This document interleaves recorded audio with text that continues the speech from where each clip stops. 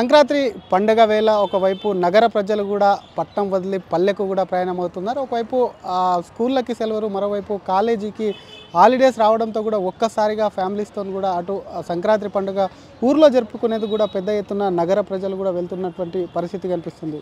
Nampally railway station వద్ద ఉన్నాం. Railway స్టేషన్లో ఇటు హైదరాబాద్ నాంపల్లి రైల్వే స్టేషన్ కిక్కిరిసిపోతుంది. స్కూల్ కాలేజీలకు కూడా సెలవు రావడంతో పిల్లల్ని తీసుకొని కూడా ఒకవైపు ఊరెళ్తున్నటువంటి విజువల్స్ కూడా మనకు స్పష్టంగా కనిపిస్తుంది.